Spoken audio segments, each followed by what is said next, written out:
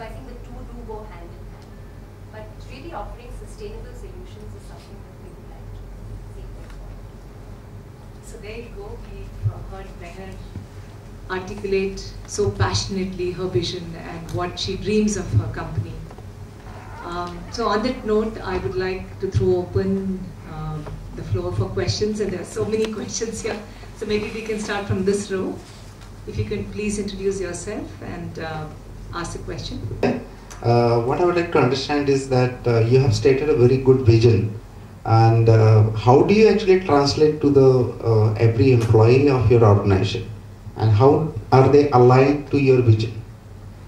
Not from Meher. Okay. It's a vision that came up with a number of people who sat together for a few days and really thought through the process to arrive at this vision for the company. And so there's a buy-in already from people at the top. Yes. Now coming to the people down the line, I meet all our new recruits. Every I think quarter, whoever's coming new into the organization, I spend an hour and a half with them. And the only thing that I talk about in that hour and a half is quickly run through the story of Thermax and to stress on our values and the vision of the organization. So that is in terms of talk. Then of course, as you heard in terms of the strategic planning process, that vision is converted into a vision for the division. So we have 6 different divisions. And how do you convert that into a vision for your division? So heating division, below that umbrella vision, will have its own vision. And then that is converted, of course, into L1, L2, L3, you know, the steps that take it down to the last task. And then that is revisited every year. So we don't change the vision every year. I mean, we don't change the strategy every year. But obviously, if there is something that we need to make a change on, that comes in when we review it. Great articulation of your passion. Thank you very much. I was wondering, when you joined Thermax, I understand you joined as an employee. How was it? How was that experience? Because Anu's daughter joining as an employee. How did the colleagues take it? How did you take it? How did your people you reported to? How did they take it? And so I'd like to understand a little bit about that dynamics. Sure. Trainee engineer, and I remember in that year we were 100 trainee engineers. And I just heard that your sister, was also a trainee engineer with me at that time in 1990. So we were 100 of us, and I remember so vividly that at that time I was desperate for my surname to be changed, so that people wouldn't know who I am in the organization. And but I have to say that I had a boss in the water treatment division, which I was allocated to, who gave me tasks exactly like anybody else. And all credit goes to him. Because he appraised me like anyone else, he gave me feedback like anyone else, and that's very tough to do. So I think he did a fantastic job doing that. And we had a very long induction program in those days. And I remember that I think it was almost 3 months that we went through induction, and then we were assigned a division. And I was sent to site, I was sent to Bombay, even though I had just got married, I was sent for 3 months saying you have to go on training.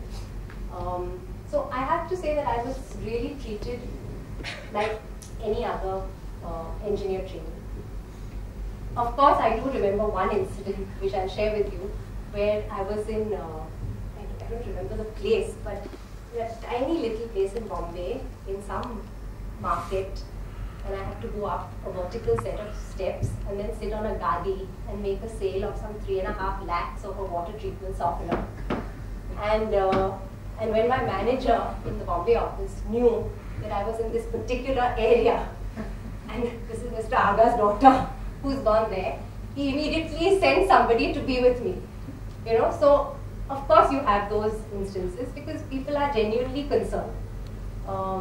But having said that, I think I got the best experience in that 1 year. And then after 1 year, I had the opportunity with Feroz to go to the UK and to turn around a small company that we had in Luton, in England.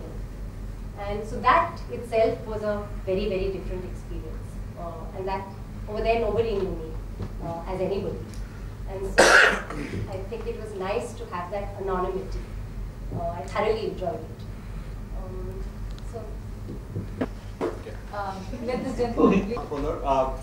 I think I wanted to ask you about talent and recruiting talent. I think today one of the big problems with manufacturing industry is, all the IT companies are taking over, whether it's Infosys or much smaller companies, right? They're taking over all the top talent from the good engineering colleges, the IITs, the IIMs, right? What's been your experience in attracting top talent in Pune, and what are the other strategies that you have in mind to attract top talent? I mean, mechanical engineering coming to Thermax instead of a software company. Sure, very tough. First of all, I think salaries is a very, it's a different, we have a different salary structure altogether because of the P&L of a manufacturing firm compared to an IT firm. But I have to say that we have been pretty fortunate in terms of getting good talent. Sometimes we don't focus, like for example, we don't go to an IIT, okay? Because what we have found is that very often, even if they join us, they leave us within a year in order to pursue studies abroad or to join the financial services industry. And so we just feel that, and we put in a lot of effort into our training. We have a very elaborate induction program, training program, especially for engineer trainings. And so we found that it doesn't really make sense for us to do that. So we consciously decided to go to the second tier.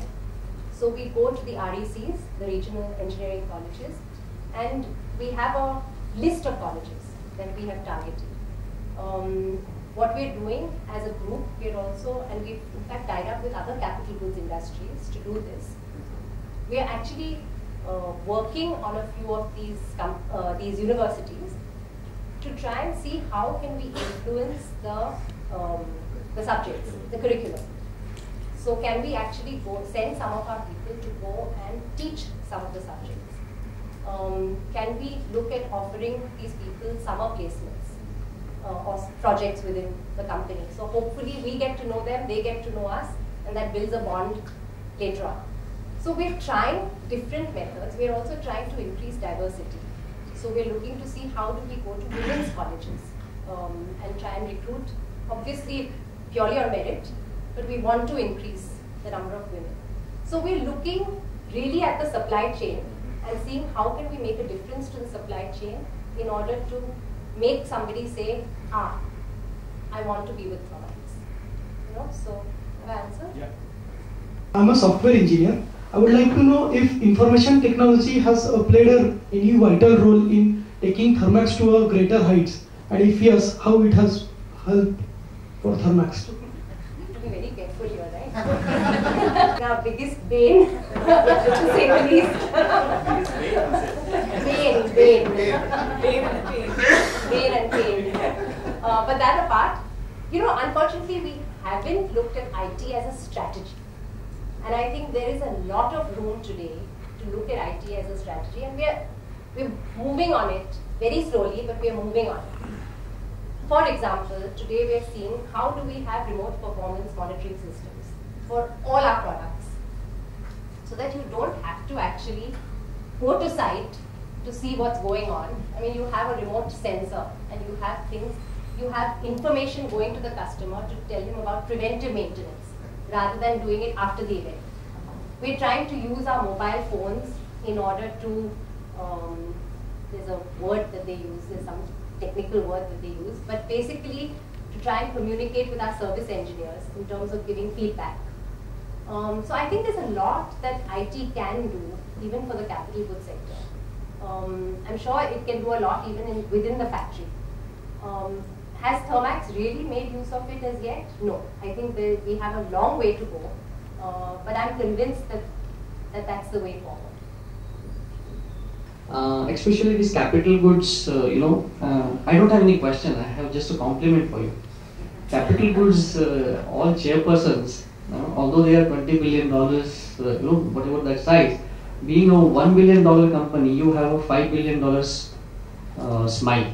So please maintain it. Thank you. Talking about an instance that has influenced you, and somehow it got missed in this conversation, was about you kind of trying to earn some small amount of money. Can you just share that? I think it's usually interesting. Sure. At that time was in HR, and we were these 100 ETs who had joined. I'm sure your sisters mentioned the story to you. And what HR found that is that when engineers come from these hoi polloi engineering colleges, very often they come expecting to be on a pedestal, and the humility quotient is missing hugely. And because of their degree, because they're an engineer, so they think no end of themselves. And in a company like Thermax, which is a manufacturing company, or any company for that matter, you have to learn to work with all kinds of people. You have to learn to work on the shop floor, where so much of your equipment is being produced. You have to learn to work with vendors who are probably much smaller a size than you. So that humility quotient is extremely important. And so they did a lovely experiment on us. And they said that you have to go out and earn 10 rupees in the next 2 hours. And I'm talking about 1990. When there were no ATMs or anything. And only thing is that you can't tell anybody what you're doing this for, where you've come from, nothing. So all of us, and this was in our, so I went door to door saying that, and I knocked at every door saying, can I do your jharu katka for you? Or can I wash your dishes? The only thing is at the end of it, you're going to have to give me 10 rupees. And the richer the house, the bigger the house, the less the door would open, and the more they'd think how stupid this woman is. Dressed in jeans and a shirt and coming and talking like this. It's very, very interesting to see this. And then I had about half an hour left, and I saw Mali doing kurpi in a lawn. And I was just so frustrated. I said, now what shall I do? Can I go and ask him? So I went to him and I said, Bhaiya, can I help you doing the kurpi on your lawn? The only thing is at the end of it, you're going to have to give me 10 rupees. And he said, chalo, chalo, aao. And he gave me a kurpi, and both of us sat there kurpiing the lawn. And at the end of it, he took me into his little hut, where his wife made me a cup of tea, and with a lot of dignity gave me the 10 rupees. And I just, I still get tears in my eyes when I think about it. Because I just feel that here was somebody who was nobody, and has so much faith in you. And is willing to just give you something else and part with 10 rupees, which is a lot of money for him. And here are all these rich people who didn't even open their door for me. And so we all had to come back and share our experience. So each of us came back. One person shared the experience where he had to, he did something in the garbage dump or something, right? One baby. And how it was a transformational change in many people's lives. This one experiment that was tried on us. And I think that's so important in terms of maintaining your humility, whoever you are, wherever you are. I mean, it was a big learning for me. The amount of time that you have spent with CII, with Young India, to support the employability needs of disadvantaged sections